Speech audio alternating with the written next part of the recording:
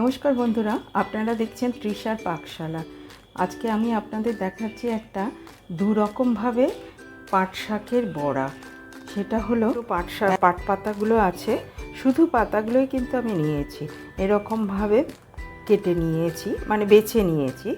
আর একটা দেব পুরো মেখে বড়া, এইটা দেব ব্যাটারে, আর এইটা দেব পুরো মাখাতে। আচ্ছা, কি কি লাগছে? লবণ, আটা, চালের গুঁড়ো, হলুদ, কাঁচা লঙ্কা, আর অতি অবশ্যই ভাজার জন্য তেল, সর্ষে বা সাদা তেল, যে কোনো তেলেই করতে পারেন।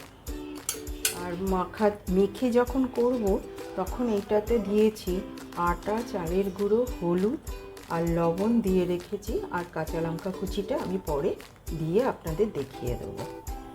দেখুন বন্ধুরা, আমি পাট শাকটা না সামান্য একটুখানি লবণ দিয়ে চটকে রেখেছিলাম, তো তার মধ্যে আটা দিয়ে দিলাম, আর এই যে কাঁচা লঙ্কা কুচিগুলোও দিয়ে দিয়েছি, তার মধ্যে একটু চালের গুঁড়ো দেব, সব দিয়ে। তো কি করব বলুন, আটা দিয়ে করতে হচ্ছে, আমার বেসন নেই, তো এটাকে বেসন বানিয়ে নিলাম হলুদ গুঁড়ো দিয়ে। আশা করি খেতে ভালো লাগবে, দেখতেও ভালো লাগবে। এবার চটকে নেব আমি। এটা গরম বসিয়ে দিয়েছিলাম, গরম হয়ে গেছে। এবার একটা একটা করে আমি বড়া দিয়ে দিচ্ছি। দেখুন, আপনারা আপনাদের পছন্দ মতো শেপে করতে পারে। আটা দিয়ে পাট পাতার বড়া।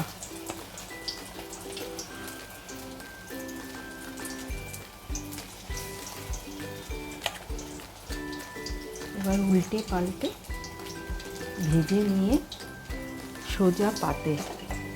এবার আমি বড়াগুলোকে উল্টে পাল্টে একটু মুচমুচে লাল লাল করে ভেজে নেব। এটা গ্যাসের ফ্লেমটা মিডিয়াম টু লোয়ে থাকবে। এবার ভাত নিয়ে বসে পড়ুন, আমি রেডি করে দিচ্ছি। দেখুন বন্ধুরা, আমার বড়াগুলো ভাজা হয়ে গেছে। এবার সবসময় যে কোনো ভাজা বড়া করতে না এরকম মাঝখানটা একটুখানি চেপে দেবেন। এইবার তুলে নিচ্ছি। এবার আপনাদের দেখাবো পাতা লম্বা করে, পাতা নিয়ে লম্বা করে বড়াগুলো আমার হয়ে গেল। গোল গোল বড়া মেখে, আটা দিয়ে মেখে বড়া। এবার আটার, দেখুন বন্ধুরা, আমার আটার তৈরি বেসন হয়ে গেল, কি সুন্দর দেখতে লাগছে না? এবার আমি পাট পাতাটা নিয়ে তেলে দিয়ে দেবো। দেখুন, এইরকমভাবে আপনারা আপনাদের ইচ্ছে মতো নিতে পারেন, 4টে 5টা, আমি 5টা করে নিয়েছি। এইভাবে এবার সোজা ঘুরিয়ে ঘুরিয়ে দেবেন, দেখতে ভালো লাগে। দেখুন,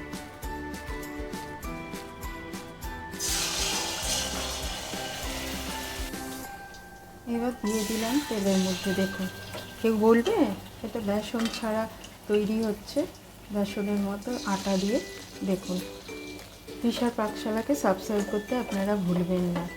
দেখুন কি সুন্দর এটা ফুলে উঠেছে। আপনারা আপনাদের ইচ্ছে মতো কটা করে পাতা দেবেন, সেটা আপনাদের ইচ্ছে, যেমন মনে করবেন তেমনই দেবেন। এর বড় পাতা হলেও হবে। আস্তে আস্তে অল্প আঁচে, নিভু আঁচে করবেন। এটা যে কোনো ভাজা বড়াতে না সবসময় মাঝখানটা আপনারা এরকম চেপে চেপে দেবেন, তাহলে কি হয়, ভেতরে মশলাগুলোও ঢোকে, ভাজাটাও খুব ভালো হয়। এটা আমার মায়ের কাছে শেখা। আগেকার দিনের মানুষ তো ওনারা। তৃষার পাকশালাকে সাবস্ক্রাইব করতে আপনারা ভুলবেন না। আপনাদের সহযোগিতা তৃষার একান্ত কাম্য।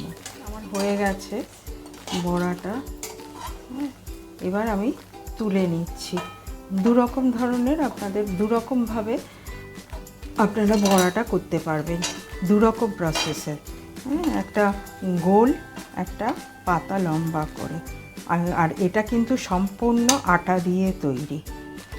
একটা জিনিস আপনাদের জানিয়ে দিই, সেটা হলো এই আটা দিয়ে তৈরি বড়াটা আপনারা কিন্তু করেই সঙ্গে সঙ্গে খাবেন, না হলে কিন্তু নিয়ে যাবে।